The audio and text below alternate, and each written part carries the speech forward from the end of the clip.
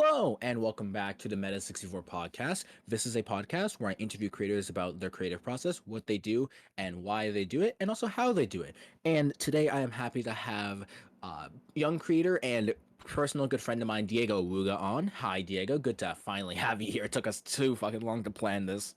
Hi, Meta. Hi, yeah. Hi, good to see you, bud. Hi, how How are you how doing? how you doing, big man? How you doing? I'm doing good. I'm doing good. I've been working on a lot of projects, I'm gonna be honest. Uh, Yeah.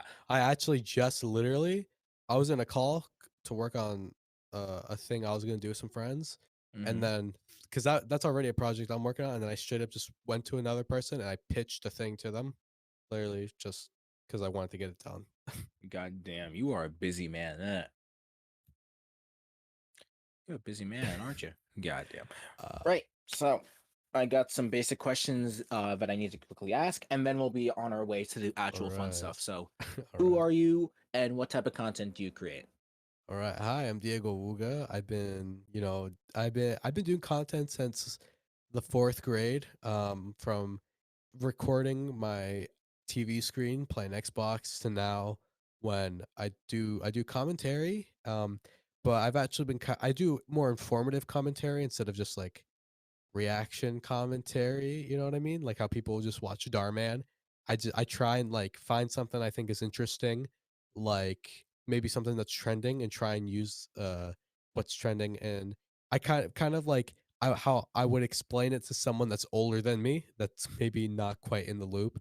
But I've kind of been moving on to more, I guess, more camera work focused and like highly edited videos. Yeah, More cinematography and stuff like that. But yeah, yeah. that is awesome. Okay, why do you create, and what's the creative process for your videos?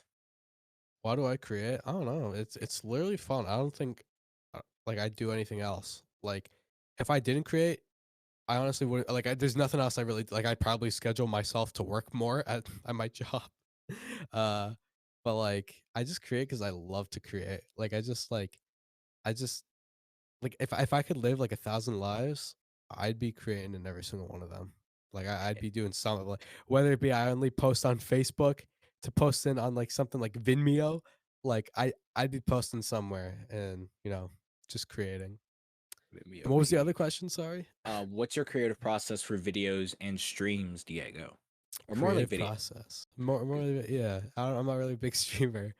Um, like, like I guess, like, what do you mean? Like, just my whole process. Like, I guess you said creative process, but like, what do you mean? I feel like it's a bit like any specifics, or you, Honestly, if I you just want to, want everything. if I ask for specifics, then I'd be like devaluing the questions I have in the That's true. future. So I'm just going to not ask that.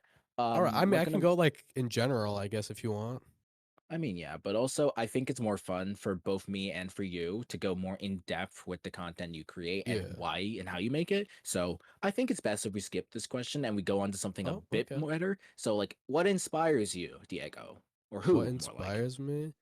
I'm gonna be so. I really like creators like um Duncan. I think his like YouTube channels. It's like starts with he replaced Duncan with a K because he like swapped the first letters of his first and last name, and it's like Hmm. yeah, and like Jake Doolittle.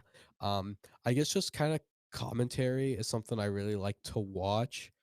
Um, and I guess another like me, I consume a lot of commentary content, but then another part of me also really consumes a lot of that very like inspirational uh entrepreneurship like type content with people like Muse on Twitter, Hmm. and Colin and Samir. I really like their videos where they kind of give you insight on content, the creator economy, and like changes coming to the platform to help you build, something online with your content. That's like stuff I really like to consume.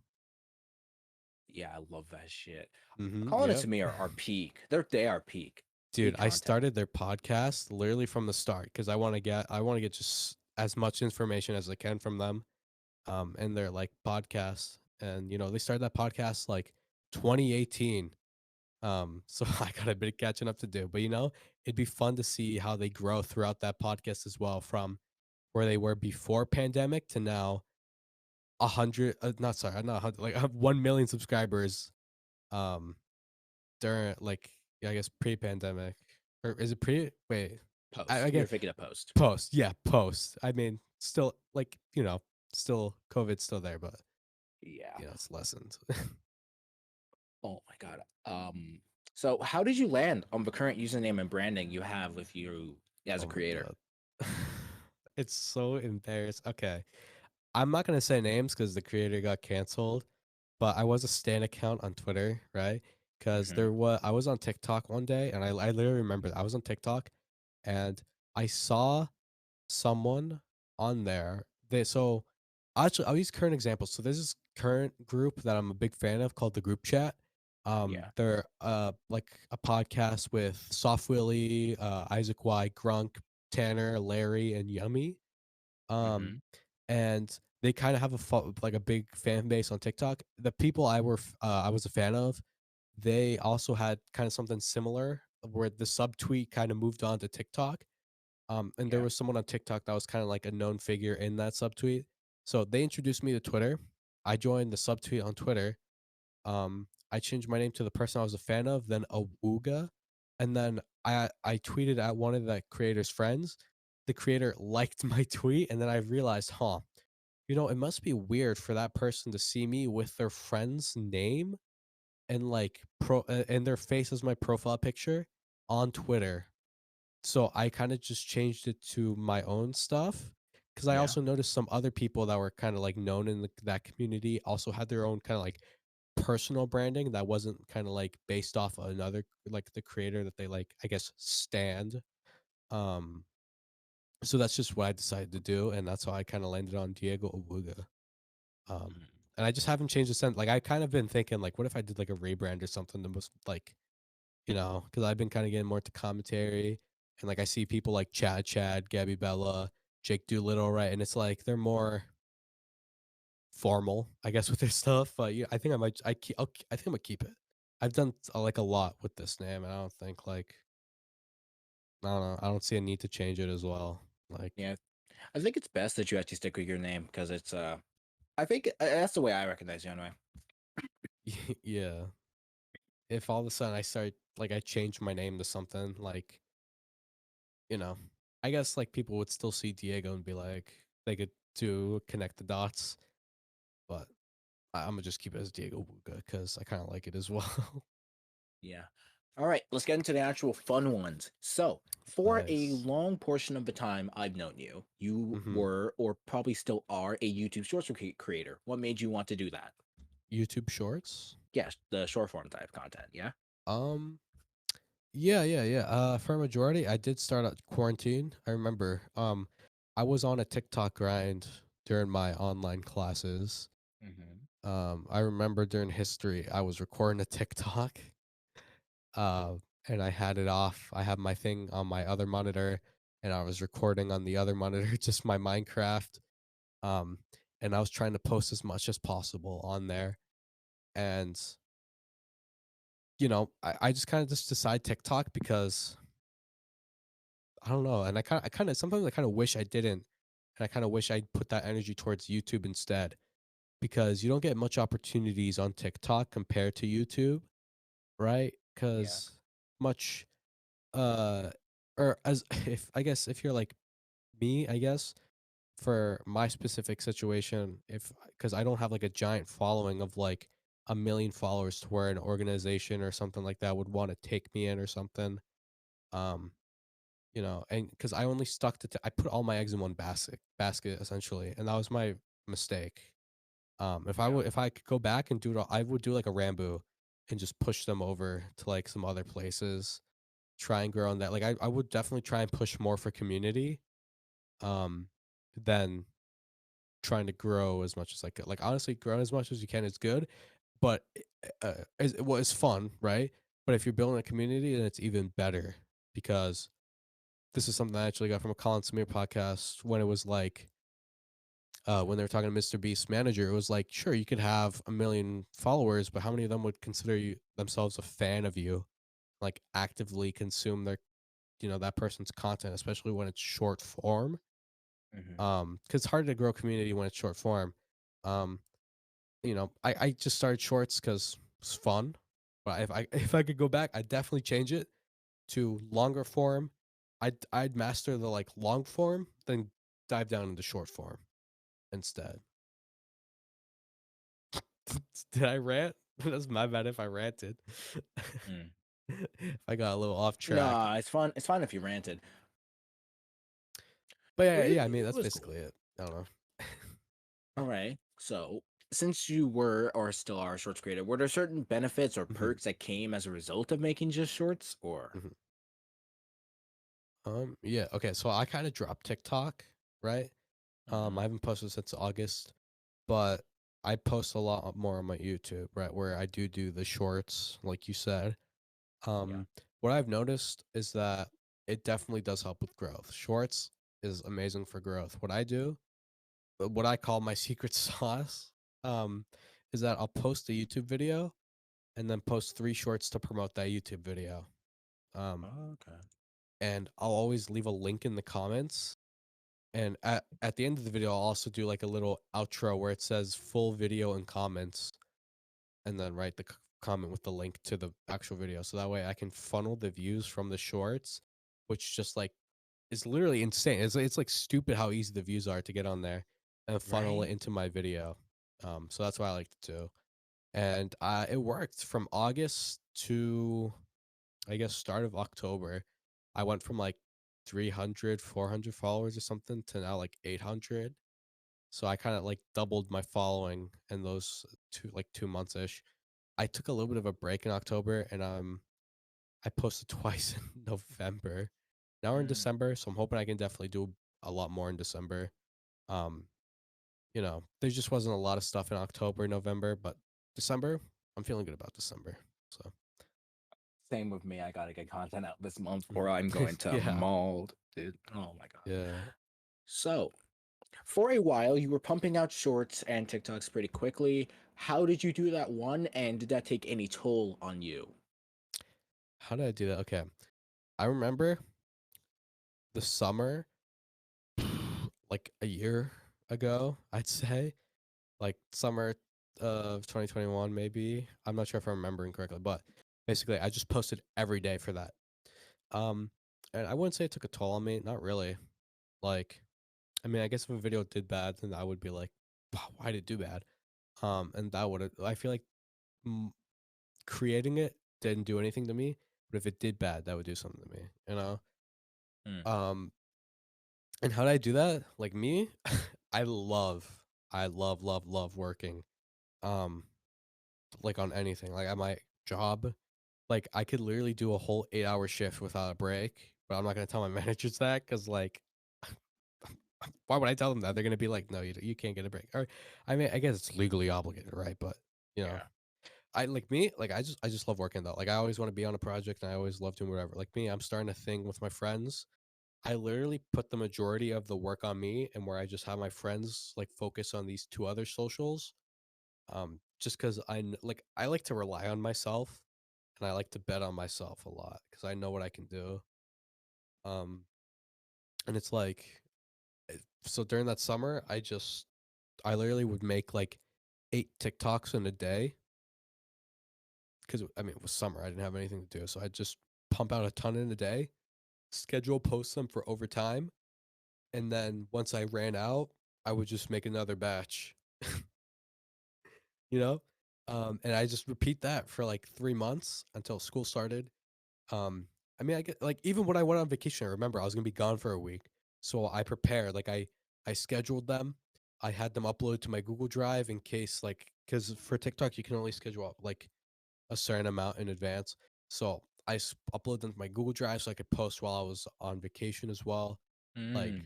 I just did not stop. Like you gotta if you want to grow, you gotta be like obsessed with it or insanely lucky. I mean, I guess it's a matter of both. But I feel to actually have growth, you got to be obsessed with it. Because if you're not obsessed with it, then you're not going to see growth really. Um, but I guess that's also how I think. I mean, I can obviously be like, have fun with it, right? Yeah. And I mean, but me, like, I had fun with it and I obsessed with it. So I feel like that was like a banger combo for a little bit of growth there. Um, Hey. and like, because like I said, I like to work, so I didn't not really a toll, but it's different for everyone as well. Like, so I can't just really give out a whole like it's some general advice because I'm like different in like a bad way, where I'm like I could just work like I said. Um, but yeah, I just grinded it out literally, and like right, the more you post, the more growth you'll see with that. I don't know if that made sense, but yeah. Yeah, that makes sense. That makes sense. Um, you gonna stick with short form, or are you gonna go into long form? I kind of dropped the short form, you know? Like Really? I'd say I'm more long form now than I am short form, if that makes sense. Yeah, it makes sense. It's like uh, I didn't even know you switched to long form. Yeah, I mean, I'd say like cuz I mainly just prioritize YouTube, you know? Like I just prioritize YouTube and I'll like for me, I have my whole like process that I do for my videos, and then like I'll just post my video, then those 3 shorts to promote it, right? Um, Hmm. but I'm mainly just focused on like actual videos, like straight up like YouTube videos where it's like a sit down with the viewer and that because you can't really grow community with short form. Um, I mean, I guess you could, but it's always because the person brings them onto a different platform, which is why they grow that community. Mm. You know, Yeah, so because like I don't think I know of any creator who specifically has a fan base only on TikTok. I don't think there's been a creator who's ever done that ever. I yeah. can't think of one. Well, I guess like Charlie D'Amelio. Well, are Maybe you saying like only on TikTok? like nothing other than TikTok. I don't think there's any creator who's like only done TikTok. It's not a smart Yeah, business decision. yeah, exactly. Because you'll just die out. I mean, they can try and do YouTube, but like I feel like a majority of the people just don't switch over. It's very hard to convert the followers and stuff. Yeah. Um, like if you look, like I'm gonna say some names in a positive way. Mm-hmm. Not a bad way. If I was gonna say in a bad way, I wouldn't mention names. But like Jelly Bean and Rambo are like kind of exceptions to where they really blew up on the short form. I think Rambo just got really lucky, but also because he did post a lot. Like he also got blessed by the algorithm. Mm-hmm. Um, and then Jelly Bean, I think Jelly Bean got popular because they got like a lot of hate. Um, and like some people would see the hate and be like, that person doesn't deserve the hate because it's like it's honestly such a random thing to hate on someone for just posting, you Yeah. know, like their stuff. But they actually did grow like a really good community through that, you know. So that was like good for them. I mean, not on getting bullied, right? But Yeah. for getting a community through that. It's content creation is a lot of like, you kind of got to struggle and then I guess there's a reward. I don't know. That's how it's been for me at least where I'm like sometimes I do have to push myself a little bit. I'm like this sucks. And then I feel drained, but then I get a reward for it uh on the Yeah. video doing good, it's like growth and like yeah. Mm. So, explain to me in detail this time the process of creating a video for your main channel from concept to completion. All right. So as a commentary channel, Mm-hmm. sometimes I'll see something like here. I'll give an example for a video I'm working on. I saw an ad on TikTok for a robot or like that you can like a robot you can message, right? Yeah. Do you know what I'm talking about? Like kind of like those fake like thing. It's like a fake friend that you can text with. Yeah, I Um, know those places. and the ad was just like essentially it was just like using sex to sell, and they were like, guys, this robot sent me not safe for work pictures. What the freak? Download the app now. Link in bot, right? So I was like, that would be cool to make a video on, I guess. Just to like explore the app. So I just screen recorded the like ads or whatever. I have them saved on my phone. And basically I'll just go through and I guess that's more of a reaction video, right? So it'd be for my process because I'm like weird. Yeah. I mean, I guess it's how other people do it, but like for other stuff, I'm weird with. Like I'll have the stuff. I just need to sit down, kind of react to it, right? See, like play with the app. Then after that, I'll just edit it and post it and do my 3 shorts to promote it. But if I'm doing like a sit down, like let's talk about something, like I do have one prepared, but the thing like that I was writing about, like the trend moved on fast, so it's like, well, too late for that. Um, Yeah. which I was going to talk about Hive and why you shouldn't switch to Hive. Um, like that new Yeah. social media, everyone was like, gonna switch. It literally died Yeah. out already. It died out Yeah. already. So, I basically just wrote a whole thing about it. Like, I think of it, I was like, I want because I'm more of like informative, like I said. So I kind of just said like it was gonna be like Twitter versus Hive. Should you switch? And I just kind of gave my reasonings as to why you shouldn't switch, and all that. So I wrote it down. Then I have like a 2 days of writing, which is normally what I need, right? Just like finalize. And maybe on the second day of writing, I'll do filming, but it normally just takes me a day of filming. And on the same day of filming, I'll start editing. And if I don't finish it same day, because I normally finish it same day, it doesn't take much editing for commentary. I'll go into the next day, I'll post it, and then I Hmm. spread out 3 shorts across the week, um, to funnel into the main video. Okay. Yeah, So that's that's what I concept like to to do. completion. Yeah. God almighty. Wish I had your work ethic. I just love to work. I just like I'm always thinking about YouTube. Like everything I do, it's just like YouTube. I don't know, like I don't know. Like that could be seen as a bad thing, but I like it. So I don't really care what other people would say about it. Mhm. Um I'm always constantly thinking like, could that be a YouTube video? Could I do this? Like, oh my god, okay. So like now that I actually have, like I got a job, and it's literally only a seasonal position, which I'm happy about because I don't want to like because that's gonna affect my content, right? Um, I'm only doing it to save up for a camera that I'm gonna buy off someone. So once I get that money, I'm out like in February, so I'm fine with that. Uh, Hey. and then I can focus on content, right? But it's like I just love working on it, and it's like even when I was there, I was like, "Ooh, I could maybe get like work stories off this if something crazy happens." Um, it's like I just obsess over it. I just love it so much. It is a dream come true for so many of us, isn't it? Yeah, yeah. Love my job. Right. So you edit all of your videos by yourself. Does the short form content type allow you to get videos out much quicker? Um, yeah, I don't know. Shorts aren't that hard to make. Like it takes me like maybe an hour or two to get the three done. Like I'll just look through my video, find some clippable moments, trim that section down, add some subtitles, and it's basically done. Maybe change the camera position a little bit, blurry Yeah. background, jumpy Mhm. text, shaky stuff, like it's done. Just do that 3 times, and I got my shorts for the week. Um, and then I could start working on another video for the week. So And it's just a cycle, just continuous. Like, okay, I just finished this yeah, short. Go on to the next one. Go on to the next one. Go on to the next one. God Almighty. yeah, and it's fun though. It's fun. I love it. Yeah.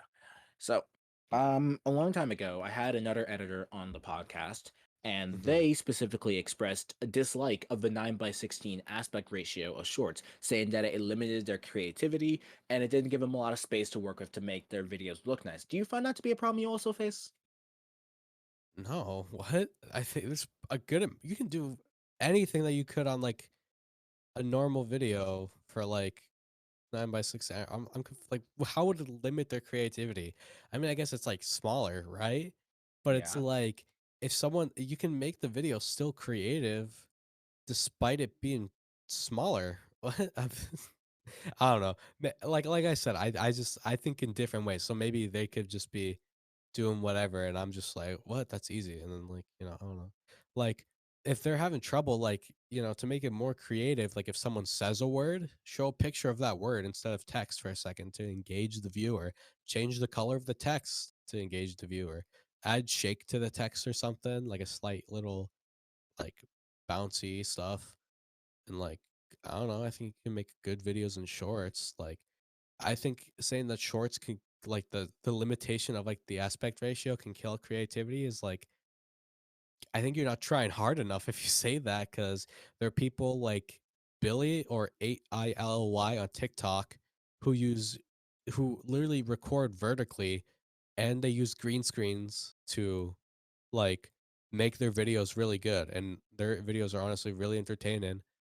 And they also have another thing where they have, like, kinda like a history thing with another guy. I forget what it's called. I think it's like Our Weird Big World or something like that. And they like their videos are so creative. I think saying that it limits creativity is just like an excuse because it doesn't. Right. So, what's the best part about the editing process in your opinion? The editing process. Um, I'm okay. For me, it's when you have so right now I'm already thinking of the edit. I'm doing a bit of a short film, not really on Monday. Just something where it's gonna be like more camera work oriented and like IRL stuff. Mm-hmm. Which is something I'm kind of new to, right? So basically Valkyrae and like another streamer, I think their name is Ming Young. They're doing a thing called Stream Mess. I don't know how to say, but basically they're getting small streamers and they're gonna be they have to do a video application on a Google form. Um, Okay. so I had a plan of entering that. Even if I don't win, I just want to do something fun with like cinematography, and all that. So I had a plan and I storyboarded it and everything. I'm filming Monday. And I'm already excited for the editing part because I'm gonna try out color grading for it's like basically the first time I haven't color graded a video, but like I've only color graded pictures from photography. I haven't done like video before, so I'm already thinking like I'm thinking, all right, I'm gonna have to edit in Premiere Pro. I already have like it planned out. Like I'm gonna add some cool sound effects. And then after I finish in Premiere Pro, I'm gonna export it, then put it in DaVinci, color grade in DaVinci, and then get my final product.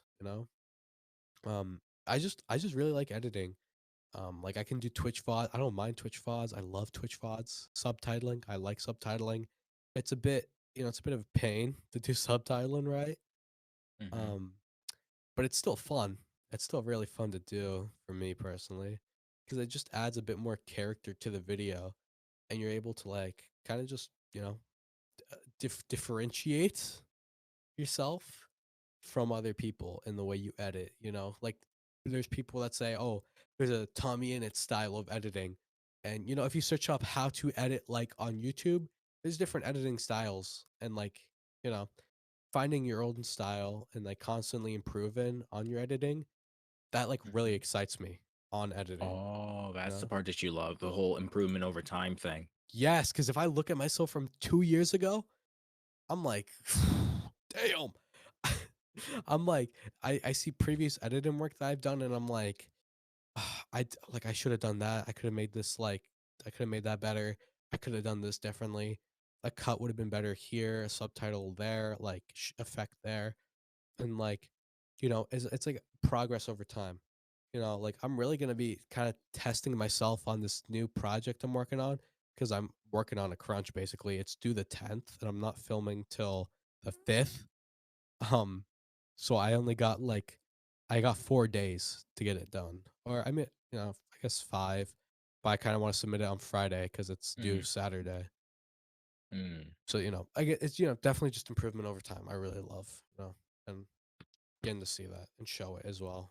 Dude, I'm in the same boat. I look at my videos from the same time frame as you from like 2 years ago, and I'm like, huh, nah, bro. You really just let that editing mistake slide, and then nowadays I take forever to get a video done because I want it to be perfect first try, which isn't a very good thing to be living off of, but I still get the video done, and I'm still proud of it at the end of the day. I'm gonna look back at these videos. You're gonna look back Yeah. at your videos. I'm gonna be like, what the fuck? So long. Yeah. Right. So a while ago now, you hosted a Shark Tank event with an actual set Mm, and like actual yeah. crew and cast. How long did that take to set up, both like logistically, and also like how long did it take to get the set like set up? Not even that long, I'm gonna be real. um, Really? so I think I had the idea. I think maybe it took like a month, maybe at most. Where Mm-hmm. I think what was it? Was it June? Yeah, it was June. What's the month before June? May.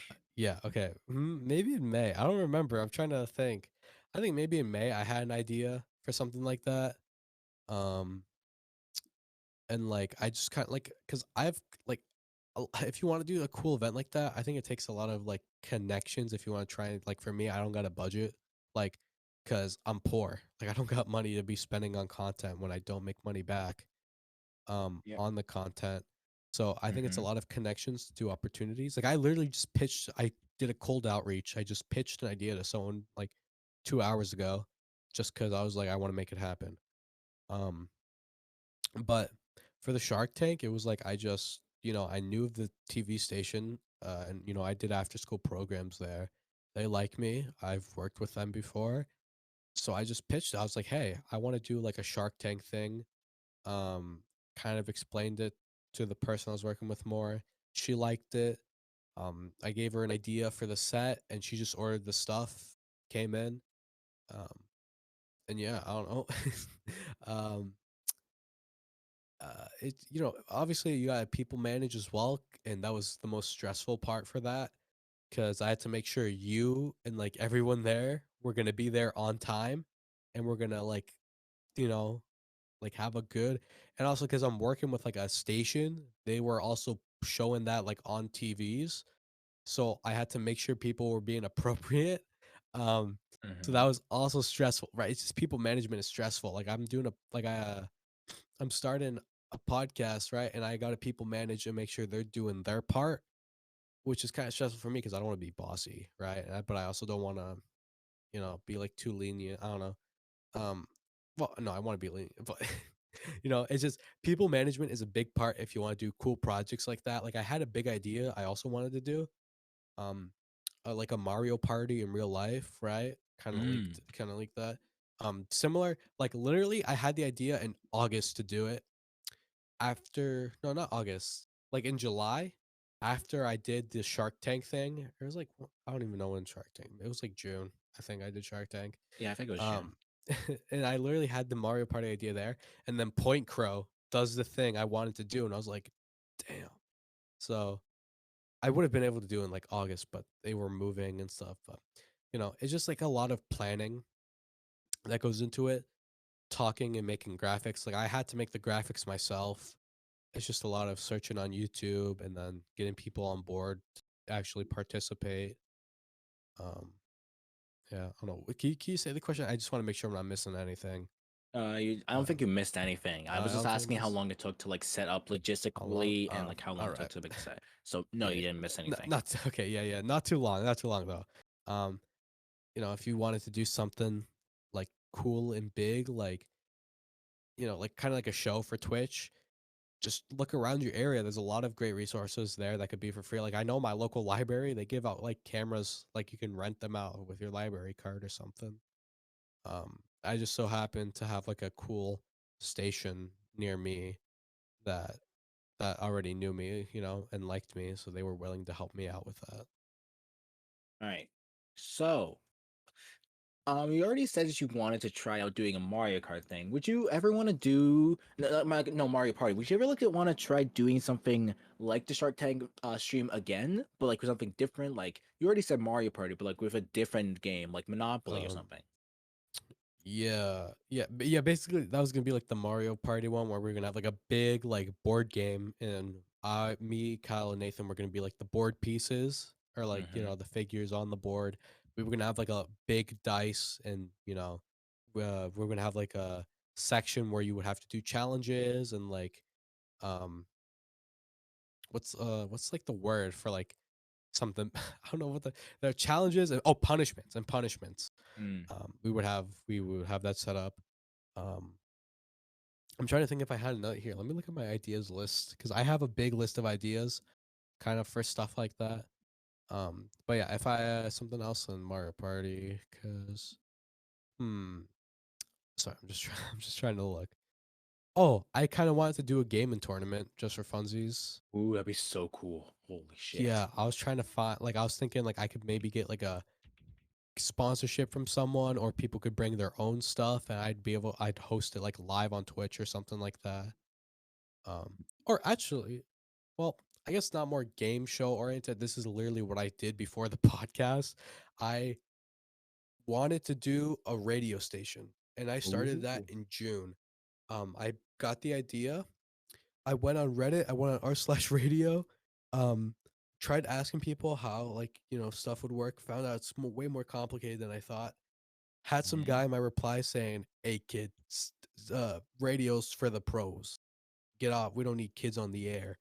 So ever since then, I've been determined to make my own radio station or like show, just to shove it in the face of that guy.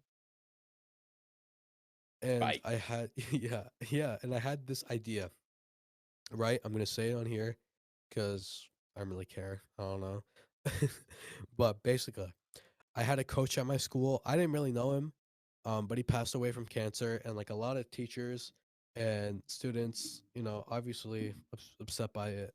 Um, and I wanted to do something with the radio idea where I would do a radio marathon that would also be streamed to Twitch, where I'd be on the air for 12 hours or something like that, Yeah. just doing like just trying to get donations for charity, like cancer research.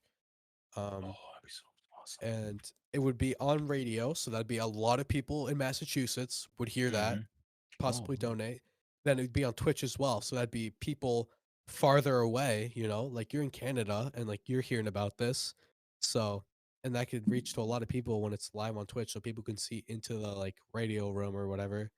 Um, Dude. we'd have like donation goals, right? And if we reach the goals, then we'd do something on like the stream. We'd bring in people that were like, because he was a coach, right? So we'd possibly bring in people that were close to him, like on like the football team or wrestling, I think is what he did. He did a lot of. Um, Mm. so definitely it's like try and get a lot of people in the community to go in and like do stuff for it, and also to spread the word on it. So That'd be yeah, so I so I just reached out to someone I knew that worked at this radio station, because he kind of popped off. He's kind of well known around the area. And I was like, might as well take a shot, because if I don't, I could be missing out on something cool. So I just yeah. messaged him. He told me to send him an email about the idea. Sent him the email, and I'm just kind of waiting because it is Saturday. I don't know. Maybe I have to wait till Monday or something. But hopefully that plan does go somewhere, because that's something I want to do. It's a big thing that I like to that would be nice to do. That'd be sick. Honestly, check your DMs after he finishes. I have got an idea in mind, and I would like to try it out. And I think you'd be the best man to Mm. talk to about that. All right. So let's talk about the future, because like if there's something that me and you seem to be have in common, it's like that we love to talk about what we want to do like in the future Yeah. and we're constantly thinking about what we can do soon. So I feel like this is a really obvious question to ask you of all people, but is content creation something you want to do for a long time, or do you want to try something else with your life afterwards? Dude, I've been thinking about this one a lot, because Mm, it's like, because I've shifted a lot in my perspective, where it was like I want to just do it full time, but then I was thinking, okay, maybe I could also do it along with a job and something I like, so then I can just make a ton more money than just YouTube. But then I was thinking maybe just because I see a lot of YouTubers that I watch, right? And they're like, right, we do other stuff than just YouTube. But then I look at some of the YouTubers I like the group chat where they're just a group of guys living together doing content full time. And I'm like, I like that. But then I also like, I take business at my school, and so part of me is like, I want to do business as well, but do content on the side. Like, you know, it's very, I just know I wanna move out of here. I wanna move out of Massachusetts. I wanna go somewhere else, mhm. um, expand my network, right? Definitely meet a lot more people, and it's like, maybe there's a way I can combine both my love for, content and being a content creator full time with also my passion for business. Um, and, a person I actually like that does that is Jay Schlatt. Yeah. He has OTK, gamer subs, and he has his Rammy line at YouTube's, which is like that's perfect. Like the dream life for me would be waking up, doing like meetings and like emailing people about stuff, and like and like you know I don't know, just like a ton of business stuff. Also, still doing content and like creating the videos that I would love to create. Because I see the whole like OTK stuff, and I think that could be really cool. It's like it feels more, OTK also has Starforge, which is like their computers and stuff like that, their PC Mhm. company, and like that'd be something from like I would like to do. Like whether it be maybe I just start like a production company with someone, That'd be Um, so cool. maybe this podcast I do, I start takes off with my friends, and that leads me down another path where I can do content full time, or just I'll see what happens. But I know content is what I want to do forever. you know, it's For as long as you live in it. yeah, as long as I can. Like I see people that are like, I don't want to do this forever. I'm like, bro, put me in your position, please. Put me in your position. I would grind it out. Like I'd be posting like every day, like because you know, I just love content. I don't know. There's not much else to it. I just love the whole process to it. I love seeing the growth for it, and you get some cool opportunities because of it. I got to go to PAX for free because of that, and I got to make a video on it. So if it wasn't for content, like I wouldn't have some of these cool opportunities. I I am kind of jealous you got to go to PAX for free. I'm gonna be real. Dude, I'm probably not gonna be able to go this year because they made it so it's 18 plus for a creator badge, but you can still go to the actual event if you're under 18, which makes no sense, but okay. So I'm Yeah. probably just gonna end up going to VidCon. I'll see you there if I get to go. Dude, we gotta get meet up picture. I swear to God, we gotta hit the fattest dab as soon as possible, bro. Definitely. Okay, right. So for a little bit, I think you had merch for sale. You're gonna try that again, or are you gonna wait a little bit longer this time? We're gonna try again, dude. See, um, the merch that I did was like the closest thing I've ever had to like actually running a business, right? Because it Ooh. was like a whole separate thing. I guess it's also like mixed in with me. Um, but it's just it's it kind of like flopped because I didn't put the effort in. And that's Mm, the only reason why it flopped because I didn't put the effort in. I know if I like actually tried and like kind of experimented more, like it could have done pretty good. I feel at least, right?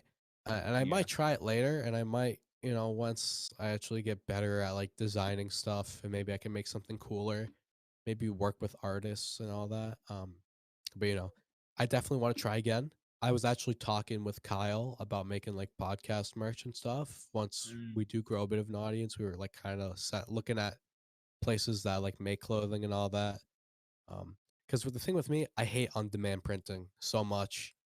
I hate it. mm, Like not to like places like Bonfire, Teespring, and like Fourth Wall as well. I like Fourth Wall because their site feels like the freshest and like the most, and like the best option out of all of them.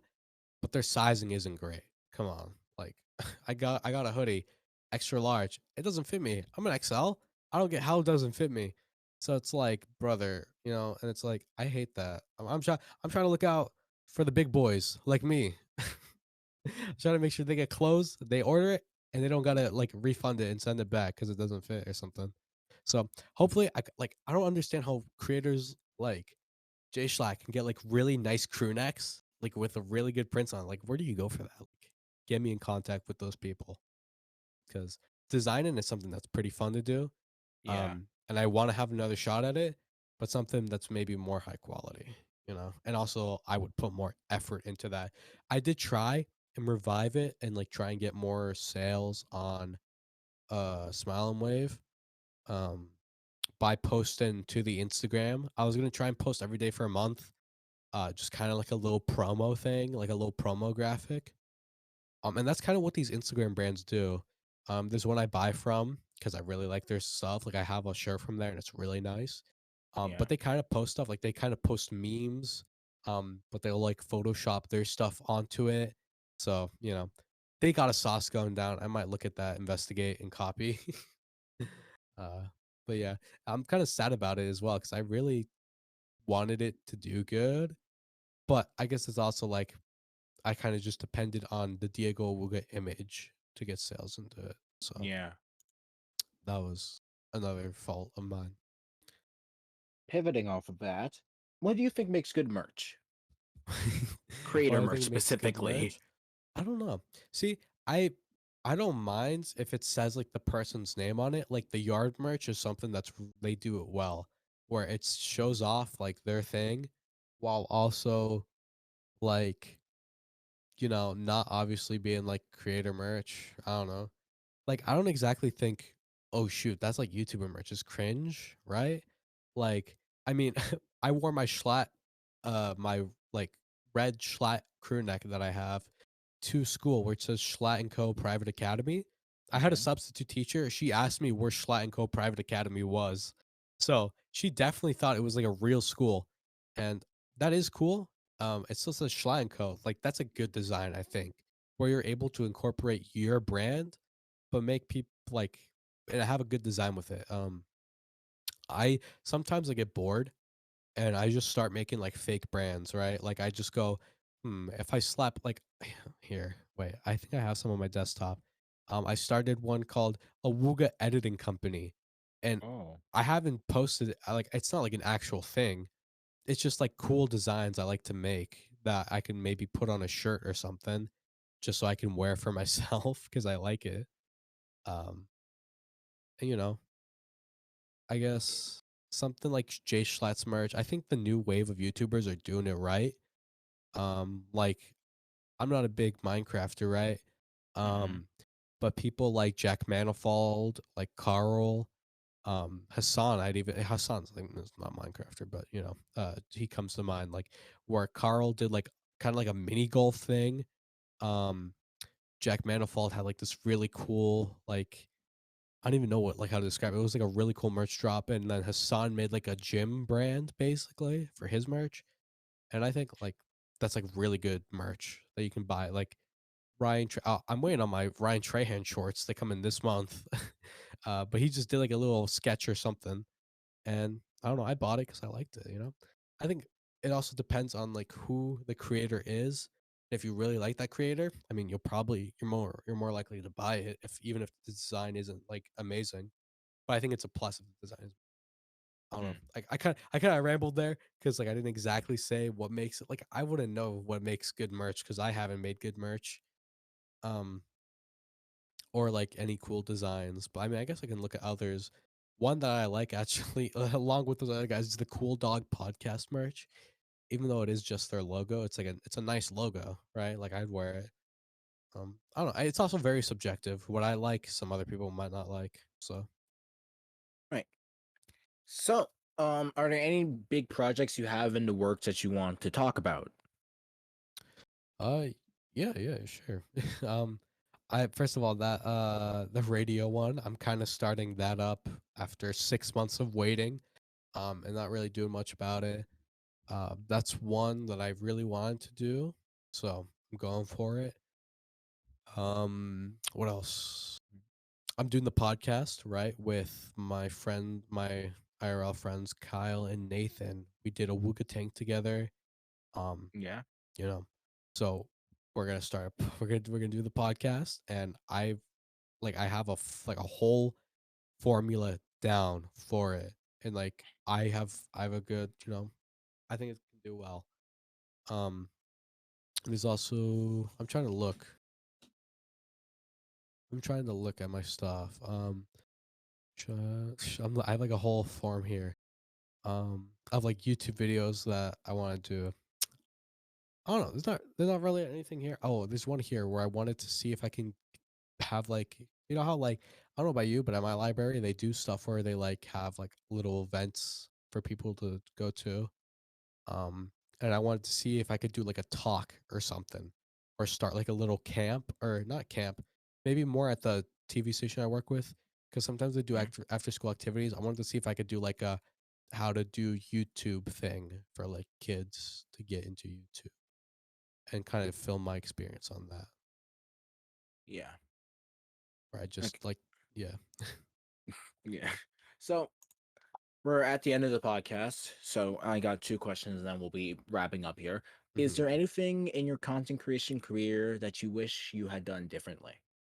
Yeah, move my audience to YouTube and not just stay on TikTok. And not starting off with Minecraft. Yeah. Like Minecraft is kind of like once you get in there, you kind of need to really work to get out. Because Minecraft, I I think, don't.